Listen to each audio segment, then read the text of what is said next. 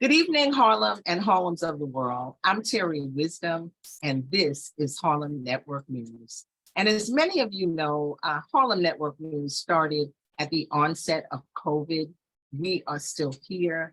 We consider ourselves an essential service, bringing news and information to Harlem and the Harlems of the world. Often our stories are not covered, and particularly in the instance of COVID, which is when we got started, it was critical to life and survival. Black folks were walking around Harlem, Black and brown folks talking about, I'm Black, I'm brown, I can't get it. And the reason that they were saying that is because they did not see their images on the news here. So they were thinking, oh, this is something, just like sickle cell may only, be prevalent in certain communities. So they were thinking, oh, we don't have anything to worry about. And then a few weeks later, we were having like body bags. So I think it's very important that our issues be addressed, and that's what Harlem Network News does. So we are very, very, very excited and happy. We have some special guests with us who are very powerful and have been for many years iconic and an integral part of our community. And that is in the person of Joann Santana and Aisha Salaam Malone. And these are some very significant women in our community. They are the sisters of what is now called the Exonerated Five, which was formerly called the Central Park Five. And I'm going to just jump right in. I mean, we know that even today, as we stand 30 years later, we have many issues of systemic racism. We have many issues of prison to pipeline. We have many issues with our youth and education. And, it's interesting that simultaneously with the pandemic, we had a lot going on in terms of the murders of George Floyd, Breonna Taylor. I mean, so many things. And I feel like COVID just pulled the scab off all the wounds. So I'm going to go to you, Joann, or you, Aisha Salaam, to really just explain, because as it is 30 years later, we have to understand that some of our youth really don't know the story of the Central Park Five or the Exonerated Five. And it's important as we understand what happened in the past that we can know how to deal in the present and the future. And that is in the spirit of Sankofa. So Aisha, would you like to share? Joann, would you like to share? And then we'll bring it forward. There's an incredible event that's going to happen this weekend. And that is at the Brooklyn Museum. And the event is surrounding, criminal justice, the wrongfully incarcerated. But these women are going to be on a panel, and they're going to be on the first panel. So it's very powerful. And another one of the sisters, Angela Richardson Black, who is the sister of Kevin Richardson, another quote member of the Exonerated Five. So Joann, in fact, I'm going to start with Joann because Joann, through this whole experience, actually is an ordained minister and has her own ministry. So we need to start this in prayer. So I'll just go to Joann. I think that's where we need to start. Thank you. Thank you. So I just thank you, God. We just thank you and we praise your holy name and we honor you today and every day. And we just thank you for you are a God that's in control. And I ask that you take control of this time that we are spending together and in this network, and also that this event that we're gonna be in at Brooklyn Museum. And so I just ask that you continue to have your way, and we thank you. Amen and amen. Amen, amen, amen. And thank you. And I mean, thank you so much. Okay, so as our beautiful sister, Reverend Pastor Minister Joann stated, there is an event that's coming up at the Brooklyn Museum, and the event is really surrounding justice for the wrongfully incarcerated. The organization Rock to Reclaim or Rock to R. They are the people who are putting this on, and their mission, they're committed to using their platform to connect all that are dedicated to addressing the impact that the incarceral system has on individuals and their family. And a primary goal is to inspire bridge building through events. So that's what this event is going to be about on Sunday, June 25th, and it'll be from 1 p.m. to 4:30 in the Brooklyn Museum. And we'll be repeating that through the show because we want folks to know, we want folks to come out. I believe it's also on Eventbrite. And the R2 mission continues to say, we believe that working in the silos often results in helping a few, while a model of working together leads to helping the many. Rock to Reclaim was founded with the sincere belief that unifying first will always yield more impactful outcomes. So that's really what this event is about. It's about doing the work. We know in Central Park, we now have a gate of the exonerated after, I believe it's 150, 160 years. We have the first gate naming, and it's the gate of the exonerated, which really was inspired by the exonerated tribe. It's right at 110th. And this conversation continues to point towards the exonerated and the gate of the exonerated and the work we have to do. So Aisha, do you want to share a little bit about what happened? What is the story? And it's a long story. There's a movie about it. You can share that. But we have to assume that our youth, our children, who are 11, 12, 13, and maybe even the age that, quote, the Central Park 5 were when it happened, they might not know this story. So, well, Aisha. yeah, definitely. Thank you so much, Terry, for having us here. And thank you for everything that you do in the community as well. Thank you. So you're a powerhouse in your own right. So thank you for that. We have to work collectively. I can't do it alone. Right. It takes a village. Absolutely. That's right. Thank you. Well, so I don't know. So okay. So in 1989, our brothers were basically just accused of something that they didn't do. And honestly, the justice system really didn't care who they picked up.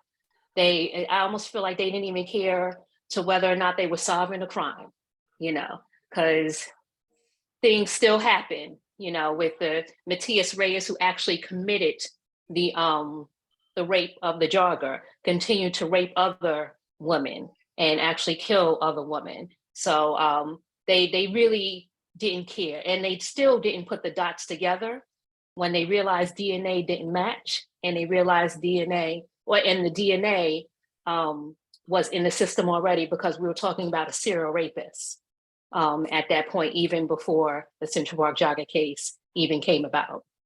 So it's really sad how this country looks at Black and brown people, and how they, regardless of whether or not they're guilty or not, they're looked at as being guilty of something.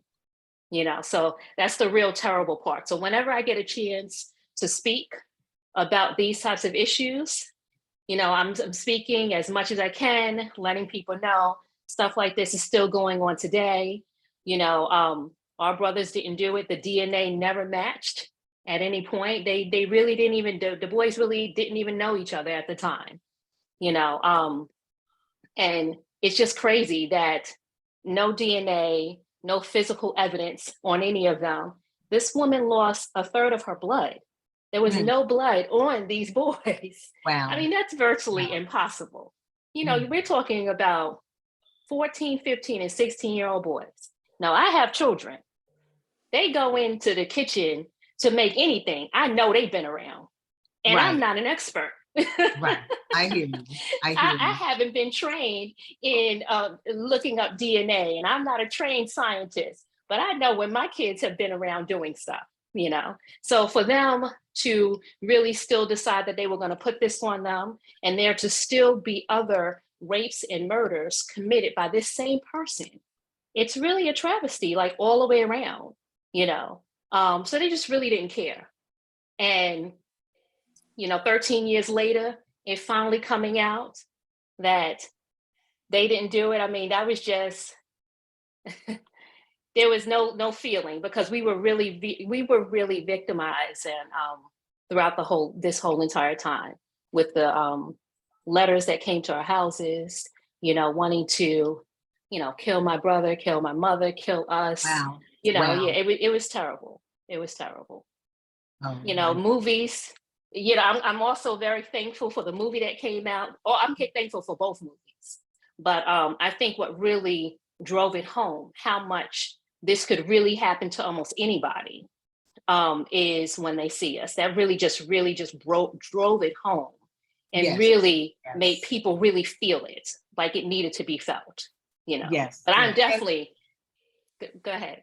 No. I'm sorry. I could go on and on and on. No, I know, and it's this is something so near and dear to my heart, and I don't want it to happen to anybody else. Yeah, it's such a huge story and a huge piece of Harlem history. I'm Terri Wisdom, and this is Harlem Network News, and I am here with the sisters, two of the sisters of the Exonerated Five. And it's Reverend Joann Santana, and it is Sister Aisha Salaam Malone. So I'm here with them, and there is going to be a panel and a conversation that is going to happen on Sunday. And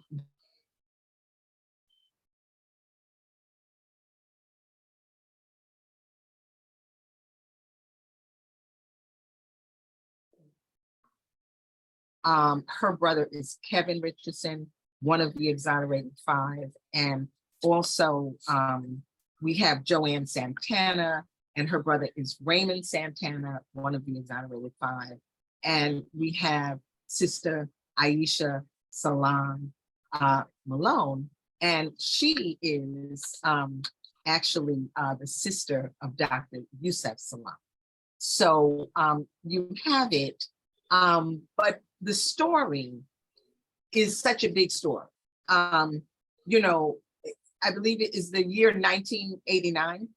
Yes. Yes. Yeah. Okay. So in 1989, and we do have Michael Dean who's joining us, but I'm just going to continue to tell the story, and then I will introduce Michael Dean. He is the moderator for Sunday's event. I believe he's also on the board of the Hip Hop Museum, and also very involved in the criminal justice happening. So welcome, Michael. I'm Terri Wisdom, and this is Harlem Network News. And so what I'm sharing is that in 1989, we had an incident that rocked the world and was heard round the world. And that incident, there was a rape that took place in Central Park. And it was a situation where not just 5 or 4 young men were picked up, hundreds of young Black and brown males were picked up in Central Park, and they were brought down to the booking center, and they were all questioned, and some of them probably were arrested too. It was so many, we don't know all their names. But, you know, once again, systemic racism happens. A white woman was raped, and there was a call, you know, just like in situations God rest his soul, like Emmett Till, there was a call to get justice for a white woman who was raped and allegedly by Black or brown boys. And this was, I would consider, a witch hunt. And at the end of this witch hunt, there were 5 young men who were held, were tortured, and really forced into confession. Their parents were not there. They were underage, and they ended up to go to jail. One went for the longest time, you know, Corey Wise, because he was 16, and you know, so it's a whole huge story. So young people, you need to Google this, that you can use your phone for. You need to go to Netflix or wherever you can and see the movie When They See Us. There's also a documentary that is out. You need to look at that documentary. And I believe that some of the people that are on here, Joann Santana and, you know, Aisha and the actual Exonerated 5, who at that time were called the Central Park 5, they are in that documentary. And so you got to do your homework and you got to do your research. And young people, you cannot think that what happened in 1989 has nothing to do with you, because these kinds of situations are still happening. So if you're not educated and you don't understand what is going on around you, and you don't understand that we have what I could consider is, you know, the prison, the school pipeline that's happening, you know, in the 3rd grade. When you don't pass that 3rd grade test, they start building prisons. So this is a very relevant situation to really tell this story and talk about this story. The movie, When They See Us Coming, I believe is 4 hours. So we would really need to be on here, like talking for that period of time. And I know the movie When They See Us by Ava DuVernay, who's also pioneered doing you know, films like 13. It's just relevant, but this is a drama, but it's just very powerful. You know, Oprah Winfrey, I believe, is one of the executive producers, but there's also young people that play these roles. And that's why it's so significant, because these young people are actors, and they didn't know anything for the most part about the Central Park 5, the Exonerated 5, because they were young. So they had to get together and meet with the actual people that this happened to get an understanding. And I thought that was so empowering. And I will say, my granddaughter, who was 15 at the time, she and I binge watched When They See Us Coming, and she was totally in tears and just saying, did this really, really happen? She's 17 now, and probably part of, she started a club out in Southampton called Black Girl Magic Club. And some of these kinds of thoughts and experiences moved her to activism. So enough said. I'm Terri Wisdom, powerful. Harlem Network News, and here we are. Michael Dean, if you would just introduce yourself and tell us your connection and what you will be doing on Sunday in terms of being a moderator for this panel. Can you hear me, Michael? Yes, I can. Can you hear me? Yes, we can. Yes, we can. Go right ahead. First, allow me to apologize to everyone. There was like a little slight miscommunication. That's okay. You're here now. No apologies. Yes. But you know, I want to make that right, that part right. I do a lot of stuff for the NBA, so this is the NBA draft week. Okay, So, I hear you. Okay. Like I spent the explaining why I'm getting to this, you know, as quick as I am. Listen, it is fine. Forward ever, backward never. So we're gonna move forward. We know that you are doing the work. Yeah. You're in the field, you're in the trenches, making it happen. So just share with us what your connection is to this Okay. event and why you're participating, and a little bit about who you are and whose you are. Thank you. Okay, first allow me to say this. You and I just met a few weeks ago at, if I'm correct, at Al Taylor's father's funeral. Okay, yes, yes, yes, Yes, we sat yes. downstairs in the reception speaking together. But Okay, but okay, so yes, so I know Prince. I've known Prince Hunt from Rock to Reclaim. And so when he has anything to do with these type of things, I understand their impact. Mm. I understand how important it is for us to show that we care about the forgotten souls, because that's exactly what they are at this point. But what I sincerely hope to bring to the table as a moderator on Sunday is for I think we're losing you a little bit in sound, Michael. because I'm Yeah, outside, like and my yeah, earbuds were we dead. just lost you a little bit. You were just Okay. sharing that what you wanted to bring to the table Okay. on Sunday. Yes, thank What you. yes, what I would like to bring to the table, and what I would like everyone who's listening to work with me on, is to come with solutions. Like a lot of times I see a lot of events where everyone is explaining the whys, explaining what happened. We're in a new era of technology.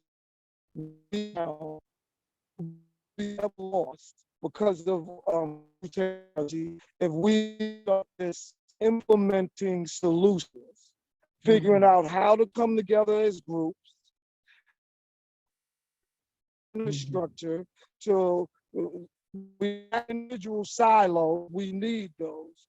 But then we have to come together like this, where we know where we're going to come together and find solutions. So in a nutshell, You're fading a little bit, but I'm just everyone going to share with the audience. You're fading in and out a little bit, Michael. It may be like a bad reception area, but what Michael is saying is that rather than we just talking about all the problems, that we need to be solution oriented. So Michael, I'm gonna, while you get an opportunity to pull the sound and everything together, I'm Terri Wisdom. This is Harlem Network News, and we are talking about an event that is coming up on Sunday at the Brooklyn Museum. The Rock to Reclaim is putting on the event, and we are having part of the event. I mean, there are a few other panels that are happening. Gwen Carr, the mother of Eric Garner, is going to officiate a panel with young people, and then there's another panel coming behind it. But all of this is about justice for the incarcerated. It's really looking at it, and as Michael shared, let's find some solutions. So we were talking when you came in, Michael, about a little bit of background about the Central Park Five, who became the Exonerated Five, what happened, and also, just huge, why this was an event heard around the world, is because our former president, Donald Trump, who was a New York businessman at the time, he took out a full-page ad in the New York Times that he paid for, calling for the death sentence for these young men, who were like 13, 14, 15, and the oldest one, 16. So that is why it is a shock heard around the world. And in this instance, some degree of justice was come to.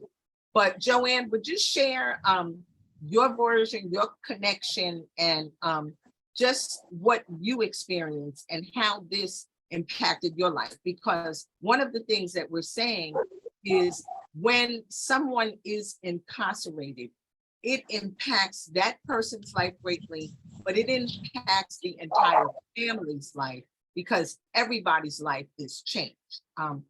We know, just from the basic system, now people are away. You got to try to visit them. You got to try to send them money. It costs money to go visit them.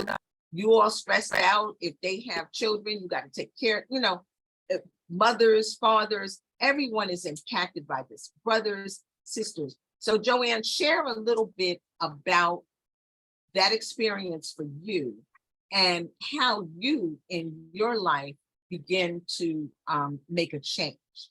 You ended up to start your own organization, and this is a lifetime banner and flag that you have carried. So please share. Thank you. Thank you, Terry. Yes, you are correct. It affects the whole family. And I believe, Aisha, we were young. I was 18, about 18 years old. And I was 16. So we were minors, we were young, and we had to endure this whole situation along with our parents and our brothers. And so it's okay. We learn in school about injustice, or we learn about slavery, we learn different things, right? But when you're living in an injustice and you learning it hands-on, because you're going through it, you don't even know what you're really going through as young kids. Like, we were teenagers, but we were going through it with our brothers. And at that time, it was a lot of, as we say, it was an injustice, to see that our brothers were in prison, for something that they did not do. They were falsely incarcerated, right there, falsely incarcerated.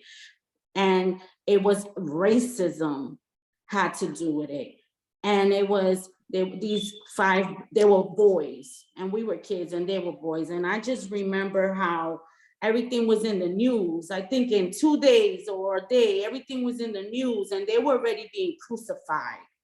And you mentioned Trump, Trump putting the ad, $80,000, bring back the police, bring back the death penalty. He put their heads to hang. That's what he did. He opened the door for that. But and then years later, when they were, the case is overturned and they exonerated, he's still saying they're guilty, or they had something to do with it no matter what. And this is the president saying that, right? So, and so he's still going against the law, because the law said they exonerated. And so he went against the law right there, because he's going against the 5, right? And the law said they're innocent. There's proof that they're innocent, and there's no DNA, and he went against the law. And so we seeing him going against law now, right? And Absolutely. right? And so he's really actually going through what I say, maybe he's going through, maybe he could understand a little bit of what they went through, and we as a family went through. Right. Now that he is informed like that. But it's not, I have to, it was just so much hatred at that time. And I still see the hatred. I see it in his heart, Yes. I see it in the, it was so much hatred in the community. And one thing that, you mentioned the gate of the exonerated. We worked hard. Joann Salaam, I love her so much. Mother of Aisha Salaam, and my sister right here. And so, she said, work with me on the gate, right? On the gate of the exonerated. And she don't let you say no. Yes, right. If she say work with her, it's work with her. It's work with her. Absolutely. But even in the process of the gate, it was a fight. Yes. So I see the hatred. I see the the racism, because they did not want that gate up, Mhm. and we had to go to a hearing for that. Right.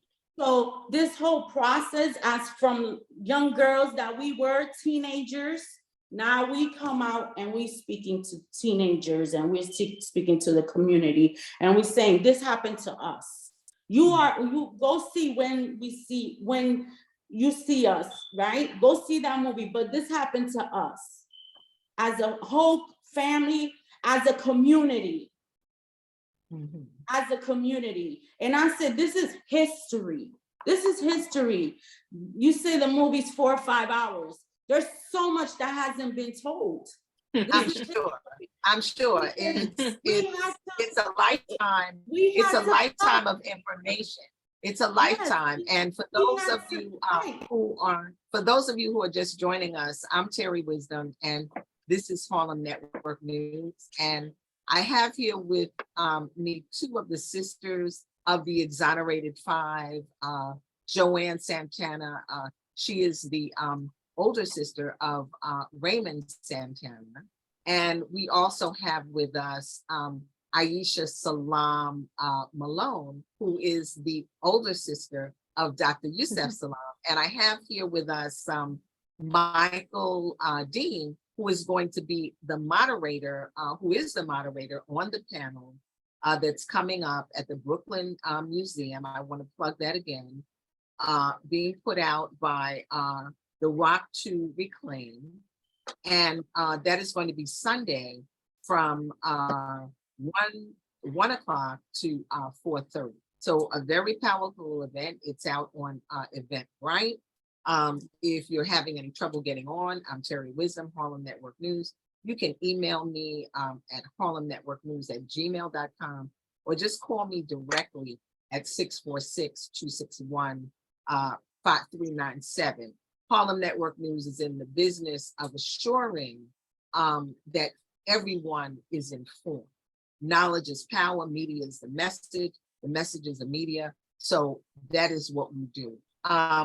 Aisha, would you share a little bit about what your experience was that night, and it impacted your life forever and the work that you do? And you spoke about, Joann, about the gate of the exonerated, and that is right. And a lot of people still don't know that gate is there. That is right there at 110 near 5th Avenue. And it's very, very, very significant because there's about 20 gates in Central Park. And this is like one of the last gates, and there hasn't been a gate in 150 or 60 years. So this is significant. There's the boys' gate, the women's gate, the gate of the workers, and all these kind of gates. But this gate is the gate of the exonerated. And it's right near the little house on the water. And I don't know if there's still an exhibit up, but I know so much about it because Harlem Network News worked for 2 years. As Joann mentioned, it came out of Community Board 10 and then all the community boards. And at that time, when we started out, I was on Community Board 10 and I was in the Parks Committee. And then it came out of the committee itself to become the Exonerated Five Task Force. And as Joann said, it was a fight, it was a war, to assure that this happened, And then this whole conversation that we're having here, and also the event that's happening on Sunday, this is to really keep the gate of the exonerated and what it stands for alive, to assure.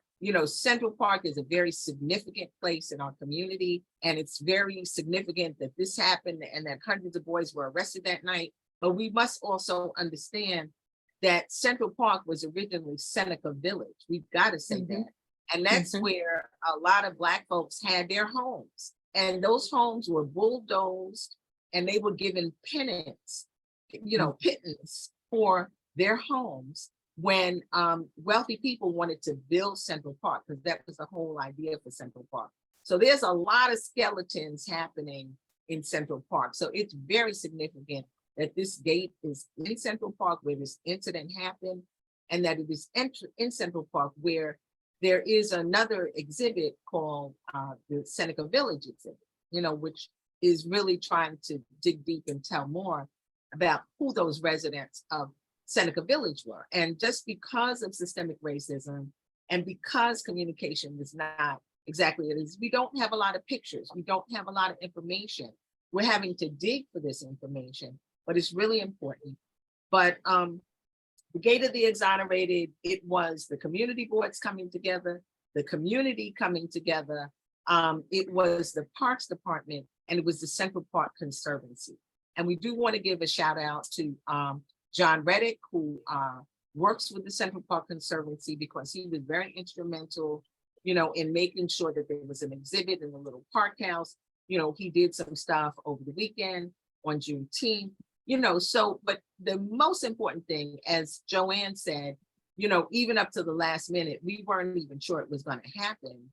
And, we had to go to some hearing and, plead our case. And, fortunately, 100% of the people voted for us. So that was really an extreme blessing. But it was like 5 days before, we didn't know if this gate was going to happen, but it was clear, so there's a lot to be said.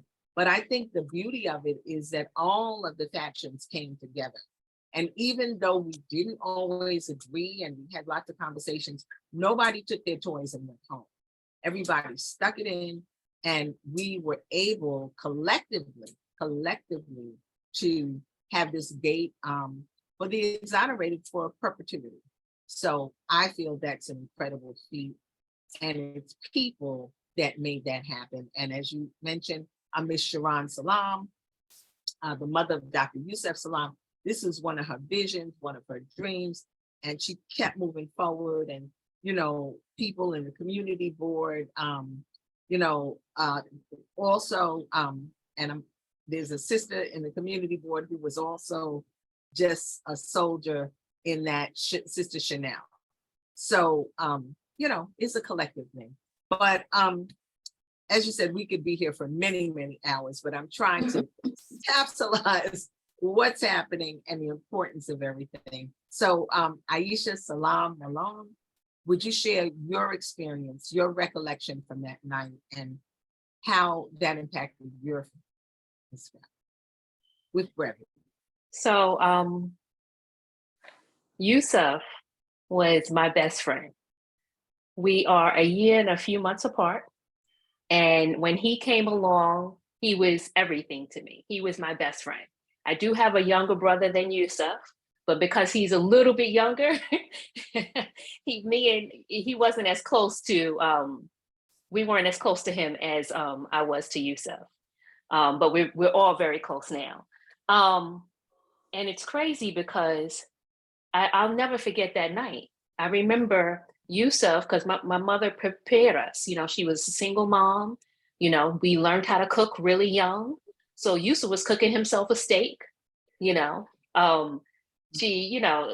just, it was life. He was cooking himself a steak, and we found out the police were looking for him.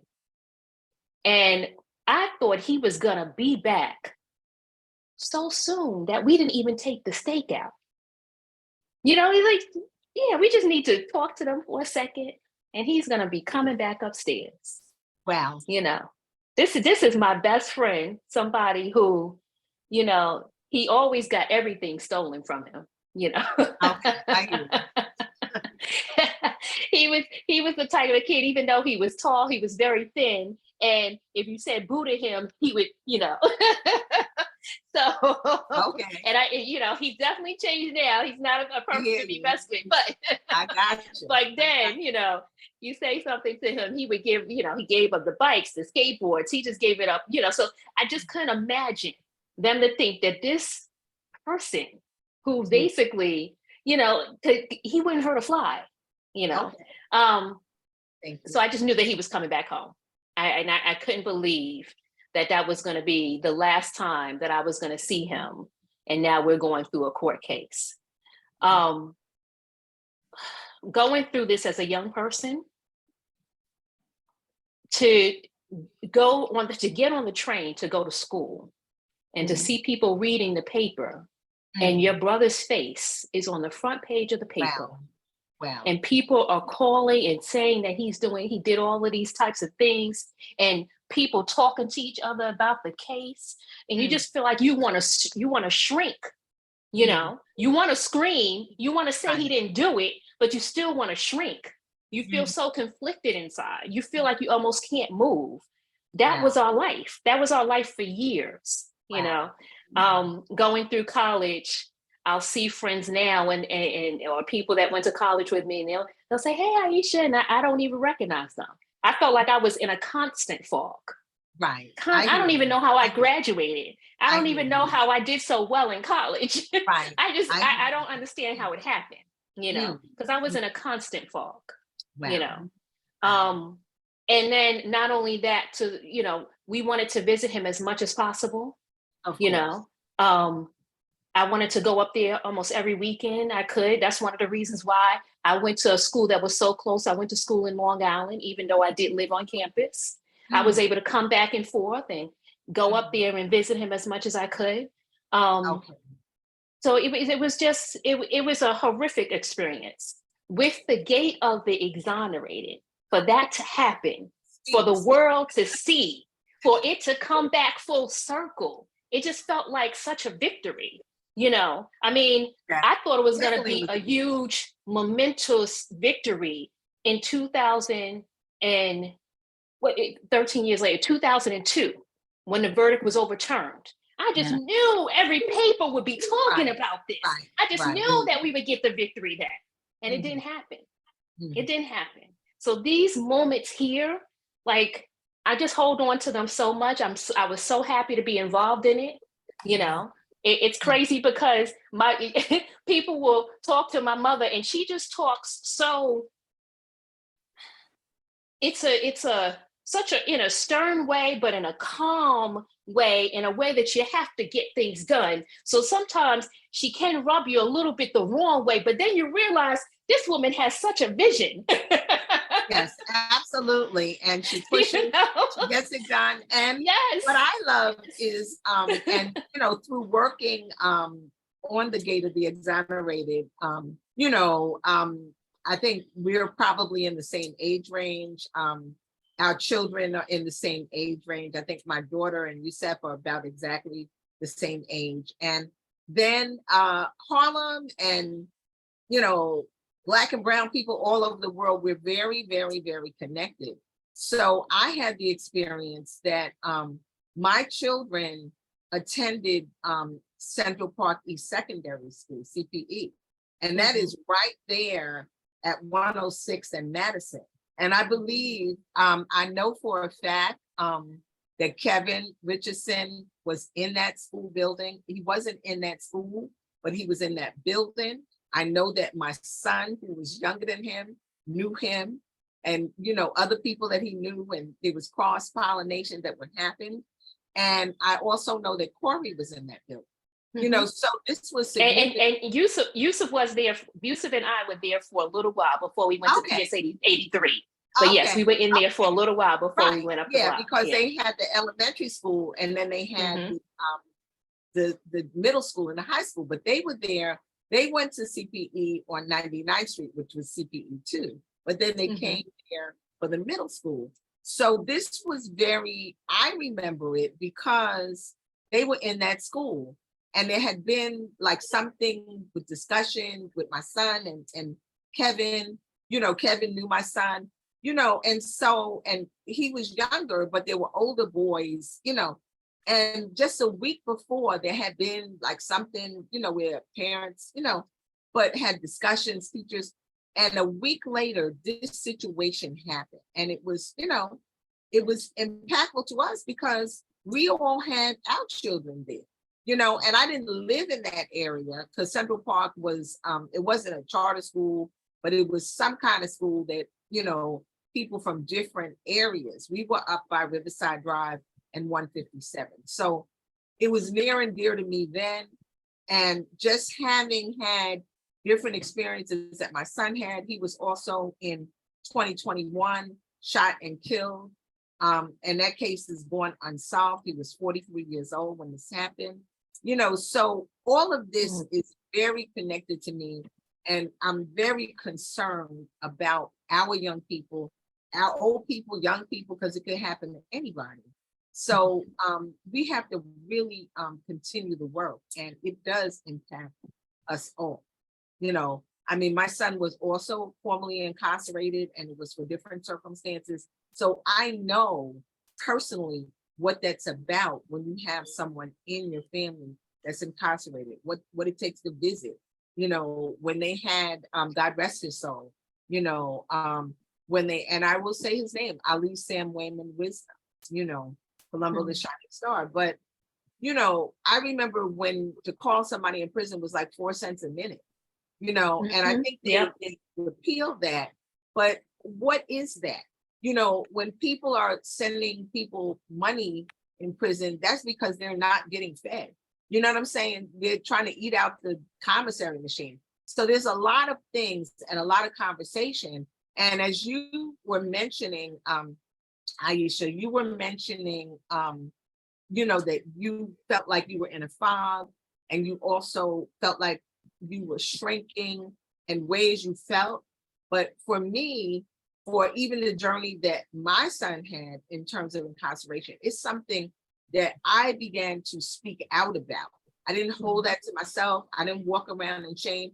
And certainly when I did, I realized probably every person, especially the Black and brown people, everybody had somebody in their family that was incarcerated, wrongfully or just from the system, the systemic racism. That's what that is, and so it's important that people talk, because if you don't talk, then you won't know what is happening. And once again, with the theme of the conversation for Sunday of people coming together, don't operate in your little own silos. You got to work together. You got to have a conversation. You got to make lemonade out of lemons. It's what you have to do. And it's what our ancestors did. We built for this. So Joann, would you like to share this? We can't talk for 4 hours, but if you would like to share, Joann, the impact on your life and your relationship with your brother and the love of y'all and your family, and just how it directed your life to do the work you do. And please share a little bit about the work you do and how folks can get in touch with you. Thank you. Well, it impacted our family because he was my little brother.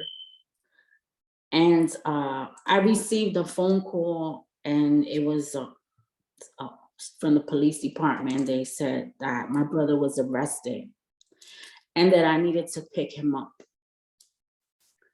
And I said, okay, well, he's going home. So I said, well, my dad could go pick him up because I was not in Harlem at that time. And I had just had a baby. And I said, okay, thank you. I'm gonna get your information. But he wouldn't give me his information.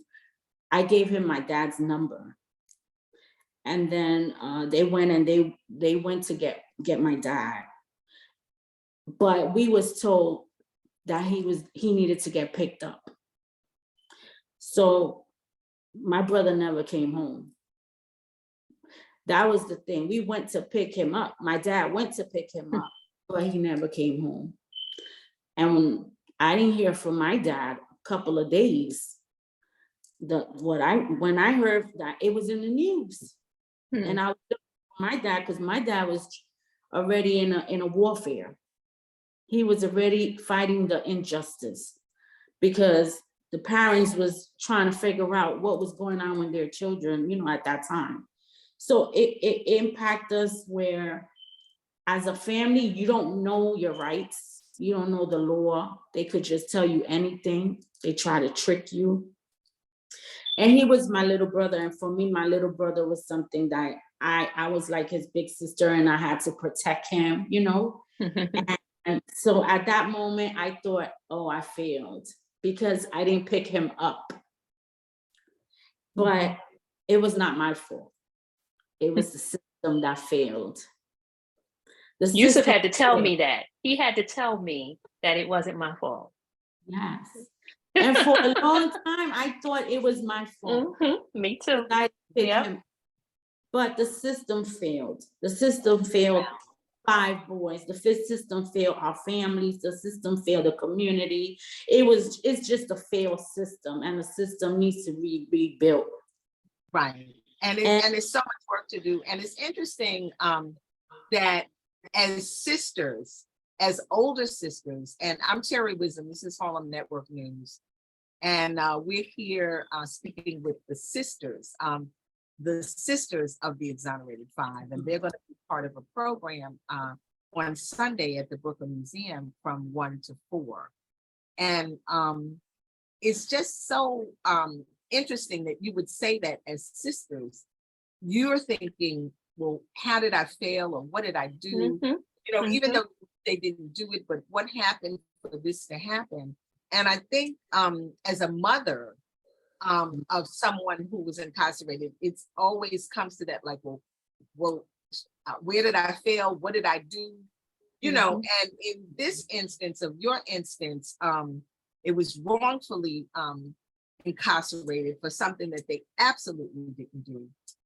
You can look at a situation like the situation, God rest his soul, of Eric Garner. Like, okay, he was selling loose cigarettes, but he didn't deserve to get chokeholded or even arrested.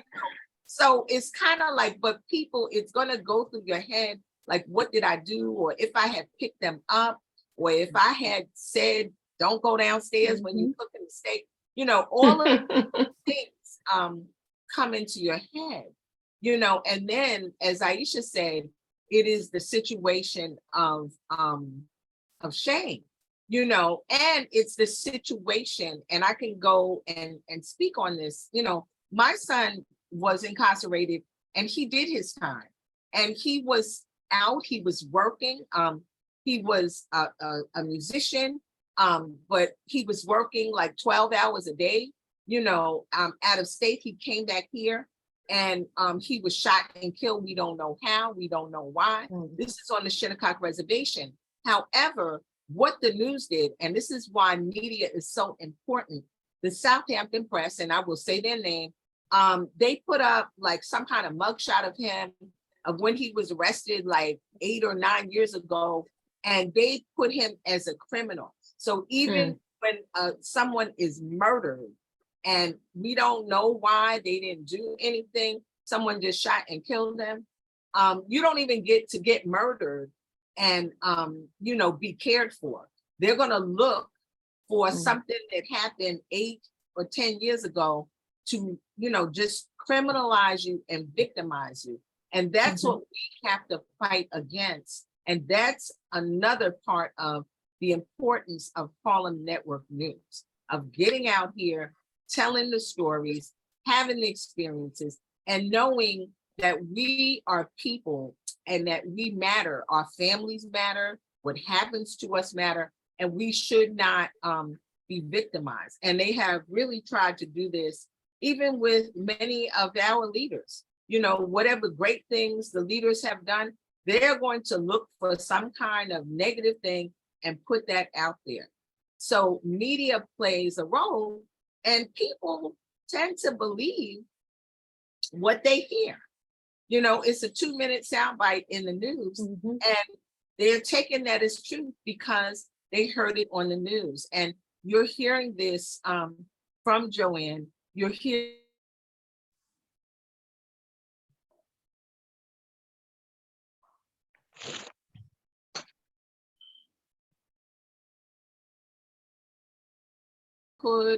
spitting on them, yelling, calling, and really not believing that, these young boys were innocent, and it becomes a thing that if you're Black or brown, well, you automatically had to be guilty if you were walking with a hoodie, or if you were just walking, or driving, what is your crime? Driving while being Black, so these are the kinds of things that we have to fight against. And even those who are incarcerated for crimes that they've done, we can look at it, and it's a system, the systemic racism that has really incarcerated them by not having the education, by the drugs and the guns.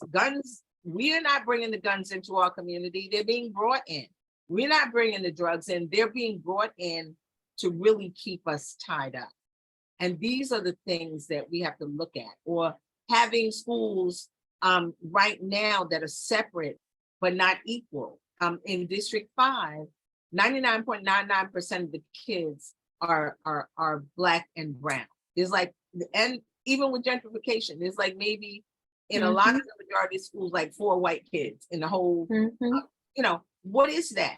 You know, and the education is separate but not equal. Even in the charter schools to the public schools, the same education is not happening. So we've got to look at that, because that is the prison, you know, from the school to prison pipeline. That is happening. That is happening a lot today.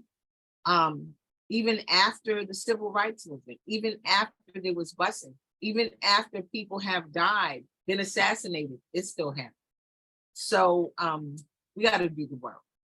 And this is doing the work. And these women, the sisters, are doing the work. The mothers, Ms. Salaam, doing the work.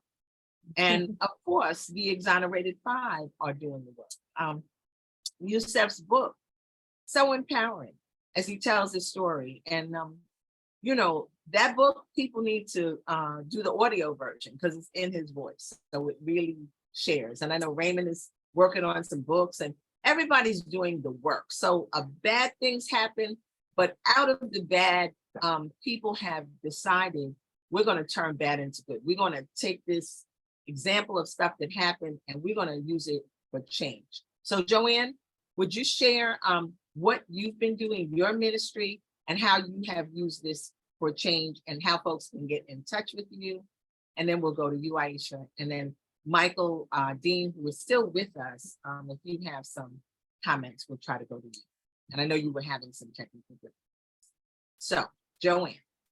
So I was I was in Harlem and I was saying, you know, wow, you know, there's a lot of need in Harlem. And I kept saying, I feel like it's the Walking Dead in Harlem, like the people need something. And the children is just running in the streets. Like I would look out the window and say, see all the children in the streets and there's nothing for them to do. Like there needs some activities. And I said, you know, we're broken people. And I said this before, I kept saying, I feel like I'm the broken city because we went through so much in this case as a family, as a community. And I kept saying, we're broken people. And so it was placed in my heart. You know, I would go downstairs. My father has a green thumb garden. Today is his birthday. Happy birthday to my Oh my God. Happy birthday. Okay. Happy birthday. Happy Earth Day. How powerful, how powerful, Yes. how powerful. Raymond Santana's senior's birthday today. God bless. Thank you. And I would go in his green thumb garden and he had a lot of people that were incarcerated will come in and talk to me. And I would sit with them and they'll just tell me all their stories. And I would cook food and bring it downstairs and feed them and just listen. And I kept saying, wow, you know, we're broken people. And so it was in my heart to do the prayer walks in New York City. And so I started in East Harlem, 116. And then I went, and then I called Sharon, the next one. And 6 years. I called Sharon, come on and bring your banner because we're gonna march and pray and we're gonna you know, people need something. They're coming. I saw that there was a need and people was coming and saying, yo, I have to talk to you. I have a case. I have a case. My son is locked up right now, or my family members locked up, or different stories. And I would just listen and I would say, I'm not an attorney, but I can share my story and I can recommend someone to help you. And I would a lot of times send them to different attorneys. And so that motivated me to continue. And people were crying and I saw the hurt in the city. and families. And they would just, some people just want to hug. And that's what we did. So we started prayer walking, and we started, I created a book with follow-up contacts, and Okay. and we would do that. And so we did it for 6 years. And but it doesn't end there. There's so much more. And so I'm like, okay, what are we gonna do now? And so, you know, I say we need a heal the land day, national day. We Okay. need to heal the Yes, land absolutely. day. And that's the next step. That's the next step. You hear, Aisha? That's the next step. I hear. Okay. Yeah, and as our moderator, Michael Dean, who's off camera, said, we have to come up with solutions. And there you are with the solution. I'm also, once again, I'm an activist. I get involved. I raise my children in this community. I'm active in my grandchildren's lives, and I'm active in what happened to my son, because I know that we have to address these matters. So part of action is almost a month after I had Jackie Rowe Adams come on the show, and she has founded a group, Harlem Mothers and Fathers Save. And I joined that group, and I've been working with them ever since. And I'm, vowed to be more active with it, because there's so many people in that group. It's like at least 50 people, and all of them have lost their son, or, mostly sons, to husbands, to gun violence. And most of these cases, even our district attorney, Alvin Bragg, came to the Harlem Mothers and Fathers Save. We meet every Monday at the Harlem Mothers and Fathers, once a month.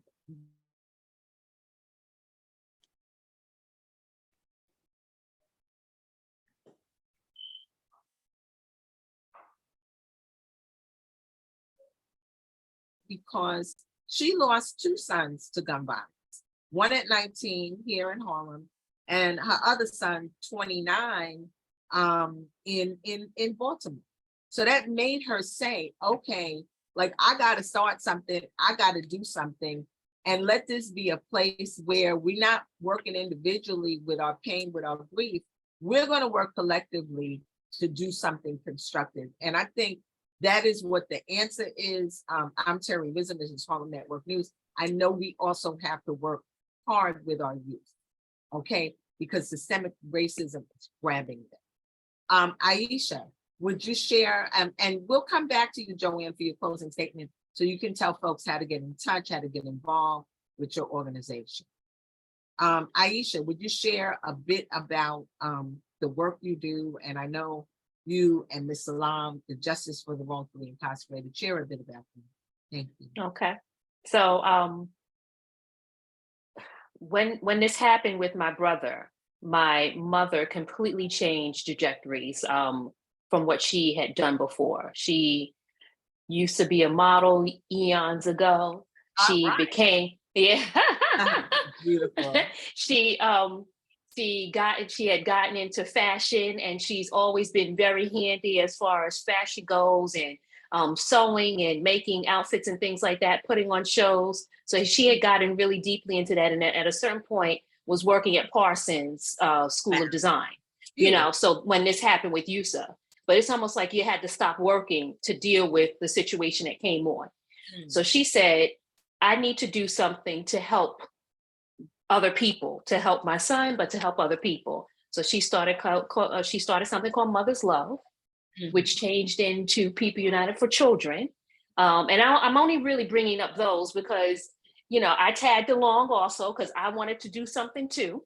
Okay, I love it. I was very affected by this situation, and I needed to do something where I was helping to change this type of situation. So worked with her with People United for Children.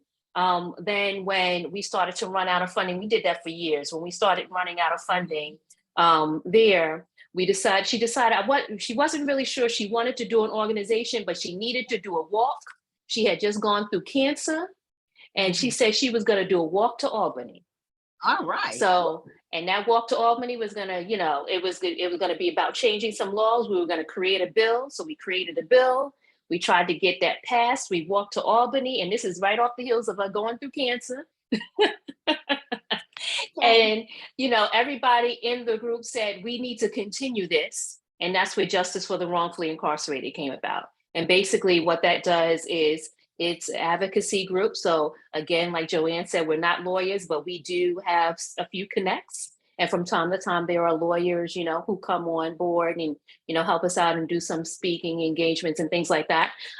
So we can get people kind of into those spaces, but we're not lawyers. And one of the things we wanted to change laws around what's happening with this system in order to, if it's not going to be changed, then the money has to be paid.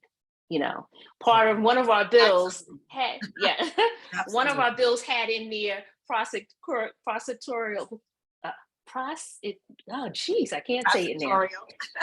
Misconduct, right? So it had in there at that time, but that's when it first came out, and in 2016. But then with the realm of videotaping and so many other things that happened that really brought this to the forefront, we weren't able to get it in there in 2016, but we're trying to move to try to get some things in there now, because now we feel like it's the time. But changing laws is definitely a part of what we do as well. So it's called Justice for the Wrongfully Incarcerated. Okay. And I know that you can Google that, audience, Justice for the Wrongfully Incarcerated, and find out more about the organization. Also, the gate of the Exonerated, there is the website, and I know it's continually being updated because we worked on that and we fought for that too.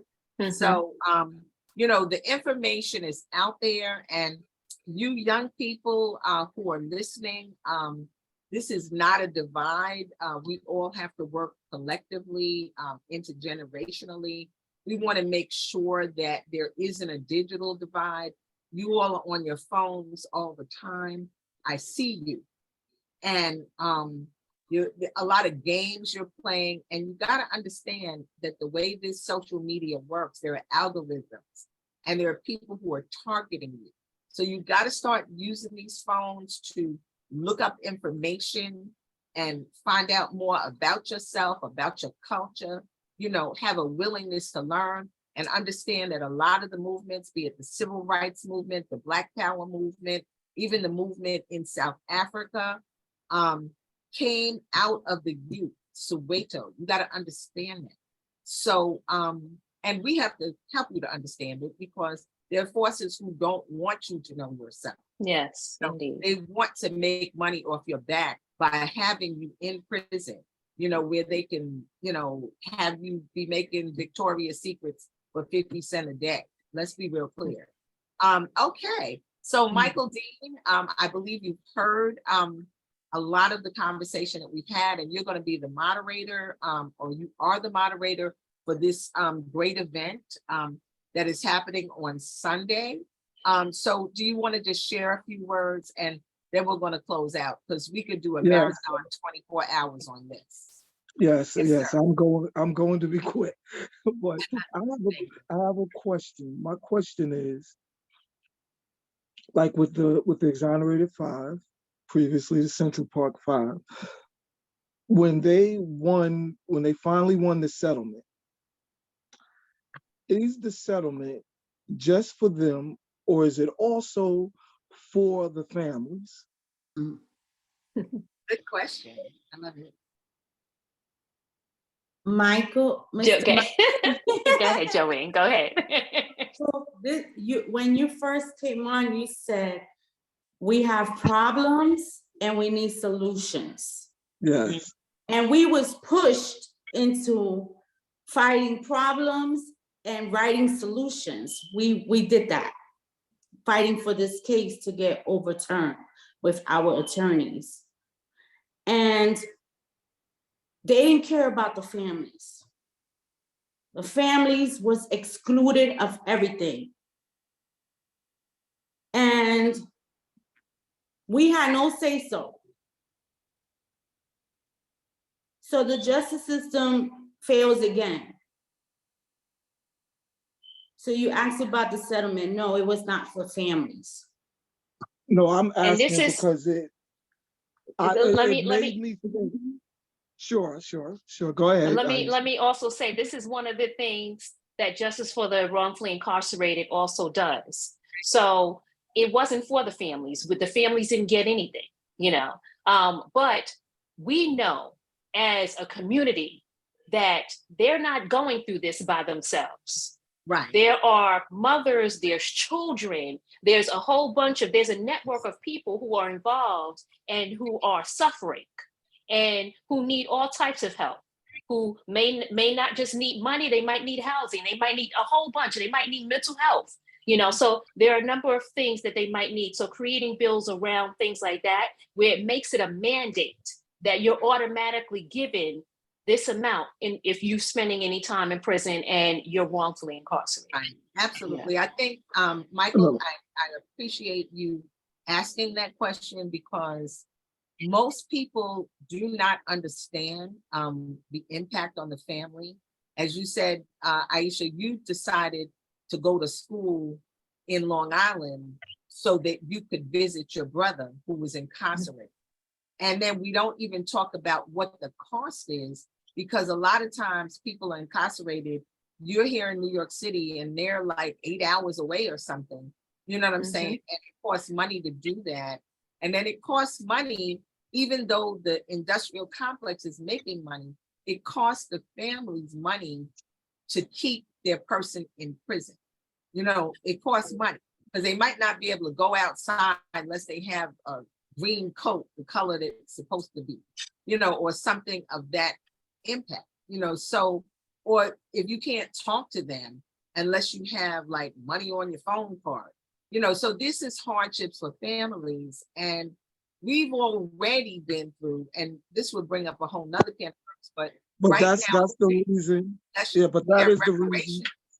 Yeah, That is the reason I reparations brought on the it. table. Oh, I'm I'm sorry. sorry.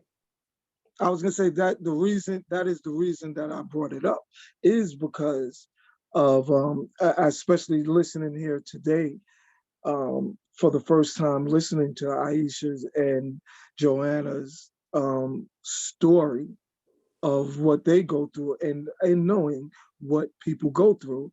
That seems to me there should be a case there that something should be addressed or For be able to me, be addressed you or brought forward, not just a bill. I'm glad that Aisha is speaking of bills, but I don't know. It seems to me that I know it's lengthy, but even if you're not looking to win it, that it should be brought up that, listen, we're suing New York State for such and such. We're suing the Daily News for such and such. We're suing Donald Trump.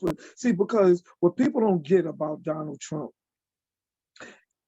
is he's kind of a brilliant lunatic.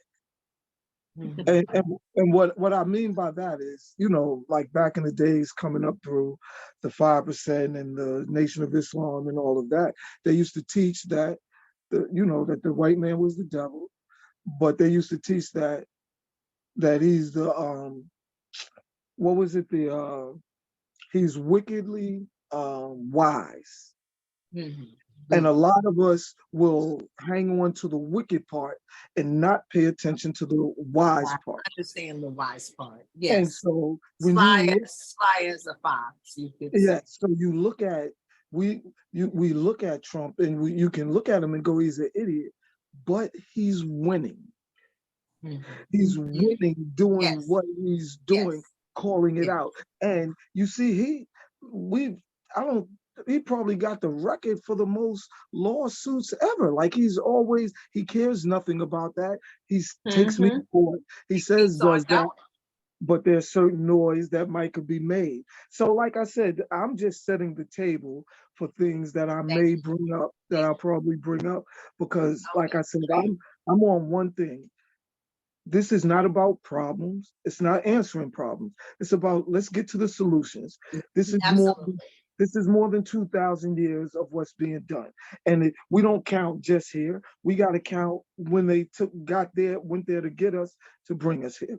So So it's We a got lot. to sit and know that it is what it is. The 5 most important words you need to know to move in life. It is what it is. And what do you need to do about what it is, what it is.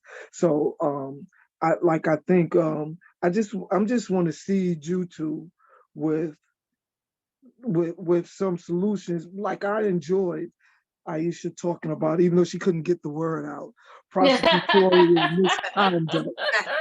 But Okay. Wait, I'm gonna be practicing that word so I can make sure I get it Okay. out because hey, I listen, believe I in can that. tell you That That's right, I believe okay. in. I can That's tell you right okay. now. We'll That's probably be okay. looking. And I'll be looking at solutions. you. I'll be looking at you with the mic like this, just to help you, Okay. like pra Okay. pra. But but, But but solutions, thank you so much for that, Michael. Solutions are very important. it's And Harlem everything. Network News, we're still here. We are part of the solution. As Roland Martin says, we need money. We need money. We need money to really keep this infused because a lot of the Black media is gone, and that means that people are not getting the information. We're not getting to tell our own stories. And that's a part of it. Media, plays a big part. As you said, Donald Trump is wise. His message is out there. His message is out there on social media. And even with all that's happened, when you would think people would be able to discern, they're not because the media machine is on. So there's a lot of significance that is happening now, and we just have to open our eyes. And we also have to understand, and we're gonna have to wrap up, but I'm gonna say that reparations is not something new. It's not some foreign craziness because in the Holocaust in Europe, I know for a fact in Holland, people that were part of the Holocaust, they got reparations money like Social Security money, like we get Social Security, and they got lump sums. The Japanese, when they were put in the concentration camps here in the United States, they were taken out of their homes and with their whole families and put in a camp, and they got reparations money for that. So it's not a foreign cause. So for all that we as a people have gone through, and as you said, if people are incarcerated, it impacts their family, particularly wrongfully.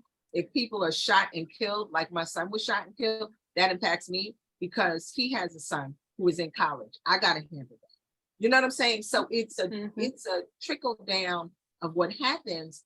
And we shouldn't, it's not the shame. I keep going back to what you said. It's not that. We got to hold our head up and identify the problem and know that, it's like you both were saying, well, what should I have done? Well, we are in a system of systemic racism that is incarcerating people every day, if not physically, in other ways, to keep them tied up so that they cannot be successful, so they don't know their self or don't even believe in themselves. So we have a lot of work to do. Michael, with your insight, I'm going to have you just give a closing statement. And obviously we need many parts to this conversation. Okay, because we can't really do it. Yes, I know we have to go. Close us out. Listen, you could have closed it out. Like I asked the question that I It's needed okay. to Just ask. give some closure, give a thought, okay? Because we've heard your voice the least, listen, and it's good you're hearing let's this just because you're all going to moderate. Yeah. yes, it's very good, and I'm glad that I did make it. And what I look forward to is, like I said, let's come where we all we walk. We want people to walk out of the room with solutions, with some things to do, some things to, like already in my mind, I'm thinking, my mind is going, just Joanna, Aisha, I was like, was there a big barbecue on Juneteenth in front of the gate? Like, Right. like I hear is there going to be one July 4th? Is there going to be one July 4th? Gotcha. Are you going to Gotcha. set up basketball tournaments in front of the gate All or right. something? Yes. Like do double dutch tournaments in front of the gate? Like those are Let's get solutions it. Let's get it. to help keep where you go. Oh, we got the Exonerated Right. 5 double dutch tournament. Now you got all the kids double Okay. dutching. You got adults there playing. You might have the roller skating, the people, roller skating. But in order to keep it alive, you got to do things like you got to think like you're Right. marketing, I love and it. or align with people that will cost you very little money, and then figure out ways to raise the money through those means or whatever, where even if it's a person's given $1, but these are the things that, because let me be frank, a lot of people are going to look, they will say, oh, they're home and they got a settlement, it's all good. It's all good. Oh, they Yes, got to yes, create that. We've heard that. We've heard yes, that. yes. And Of also course, we know that's in how this people, in this economy, I'm Terri Wisdom, this is Harlem Network News, like getting whatever money, however much years ago, unless you like invested or do some kind of stuff, where is that? You know what I'm saying? And then also, that's a whole nother conversation, but all of the members of the Exonerated Five have had to rebuild their lives, have had to figure out careers, have had to write books. Youssef with Better Not Bitter. I know Kevin is working on some books and children's books. I believe, Raymond pardon is me. their public speaking. So they've had to lost their youth, get their education, which most of them have, and then develop careers in their self. They've had to rebuild. And let me ask this quickly. Which one this thing ended the relationship with their father? Who was that? Oh, I remember Anton McCrae. and, And his like, father's so passed that's now, but yes. irreparable. But that's irreparable. They caused a father and son relationship. Yep. To cause the demise of a father and son, which there is, if that was white, they would have gotten Steve Jobs type money. And I know the attorneys did what they could, did the best they could. But we know that whatever was paid was not enough just by looking at that. But like I said, let's look to I don't want to. I love what you are saying and how you're thinking.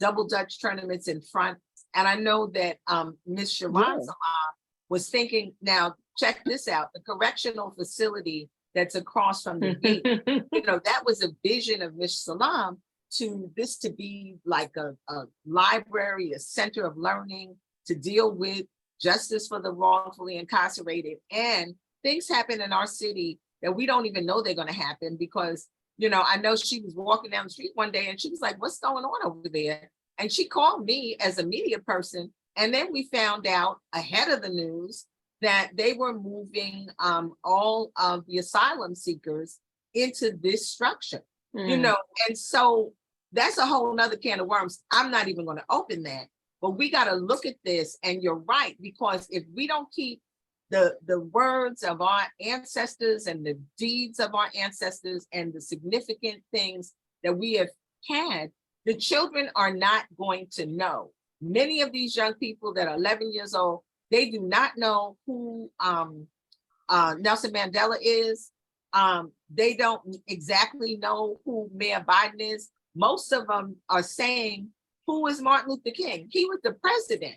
You know what I'm saying? So let's get real clear that unless we make sure that they know, okay, and like you said, having events like a double dutch or this or that, or something out there that they're engaged in, bringing those school children, bringing those parents, so you know what's happening in the community. And once again, it's a media awareness thing, and it's a drumbeat and a word of mouth.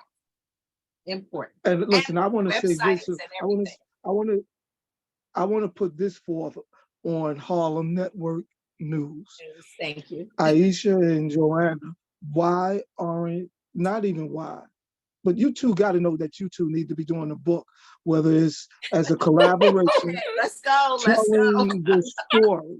Let's go. But telling the story, telling what you went through, because you can get to the research to talk of an Anton McCrae. I speak to a lot of kids, and the thing about parents, like that thing between Anton McCrae and his father really bothers me, because parents are our first gods.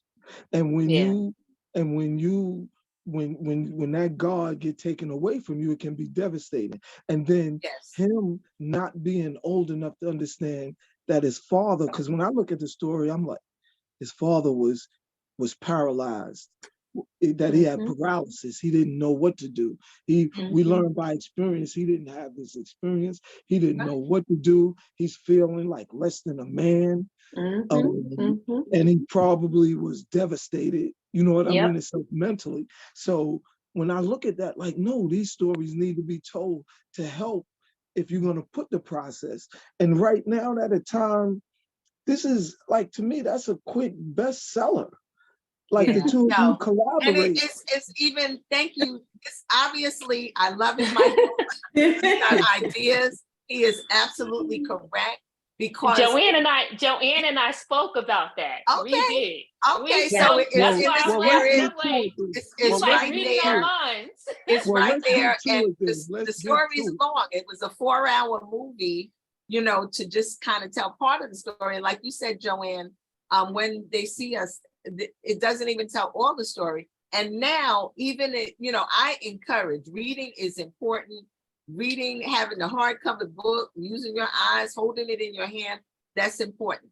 However, there's also a value to the audiobook. When I read, when I read Better Not Bitter, I have the hard copy, but hearing Yusef's voice was so heartfelt. It was so calming. It was so connecting. So we have work to do. We got a lot of work to do. And I also want to mention Dr. Aisha Salaam is running for city council in District 9. And Harlem Network News, we are making sure everybody knows about all the candidates. I don't, you know, say, you know, we're not in a position where we're endorsing, but I want people to know that Dr. Aisha Salaam is running. Also, Reverend Al Taylor is running for the city council seat, as well as Inez Dickens. But as I'm speaking about Yusef and each of the candidates that are running in these instances, they all love Harlem and they all are about the people. So the people are going to have to make the choice to decide who can most effectively lead. But I wanted to just say with Dr. Aisha Salaam that I believe in the fact that as he's running for city council, this is a solution that he's coming to, where he's feeling like this is how I can be effective. So solutions are important. Let's keep the names out there. As our great Adam Clayton Powell Jr. said, let's keep the faith, baby. Let's do that. And let's be people of action. I thank you so much. I will have you all back. I'm sure we'll be coming on and talking about the book that you are working on together. And I do want to say that there is the other sister, and that is the sister of Kevin Richardson. And that is in the person of Angela Richardson Black. She was not able to join us today, but she also is an activist and, you know, was working with all of the Heal the Land project. You all have been working collectively because you know that together you can do more than separate. And you are the next generation. You know, they're the mothers and the fathers, and happy birthday to your dad, who his birthday is today, and there's no coincidences here, to Raymond Santana Sr.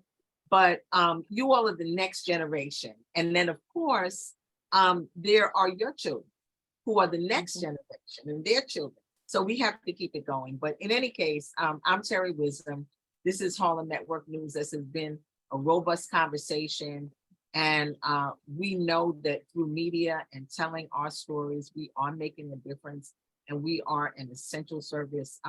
You can connect to Harlem Network News by reaching out to us on our website or harlemnetworknews@gmail.com, 646-261-5397. You can make donations to us that helps us to stay on the air. But you can, if you have people, we're going to be having a huge fundraiser for Harlem Network News towards the end of July for awareness and really just to push ourselves out there. We have the content, but we've got to take ourselves to the next level. And we're about doing that because we know our work is important. Most of the events that I go to, nobody covers it. I was at the Juneteenth parade solo, but I put it up on YouTube. I don't have it all across the banner, but it's important that our events get documented. This is history. This is you know what? When we get together on Sunday, I'm gonna talk to you about some things I think you should do. Okay, absolutely. I love it. This man got ideas. I'm with you. No, because it's, like I said, it's about getting to it. And you're right, we need you, but you got to make people, you got to come to people in the way that they get it and that they understand. It's just that. So so let me use it this way. Let us rock to reclaim our heritage. Yes. Let me get that for Princeton. That sounds good. That sounds good. Let's get to it. And you two, I want you, two of you better have when I bring it up, it's like, oh, we got a title for that right now. Because let me say this to you so that I'm gonna make it even easier for you. Reach out to everyone family members whether it's it could be just reach out to people who've just been incarcerated and everybody gets a chapter where they just talk. Now you'll fool around and you've got 12 quick chapters for a quick short book of pain because it's pain and suffering and you get it done quickly. Healing. It's pain, suffering, and it's pain, suffering, and healing. And that's what it is. Because like you said, you're correct. Is solution oriented. So thank you. Thank you, Joann Santana. Thank you, Aisha Salaam Malone. Thank you, Michael Dean. I look forward to seeing you on Sunday and to airing this episode of Harlem Network. So thank you. And blessings everyone, for whatever, backward, never. That's our Marcus Messiah Garvey. So goes Harlem, so goes the world, James Baldwin. And that's where we are. And we know it takes a village. So, Terri, blessings. All right.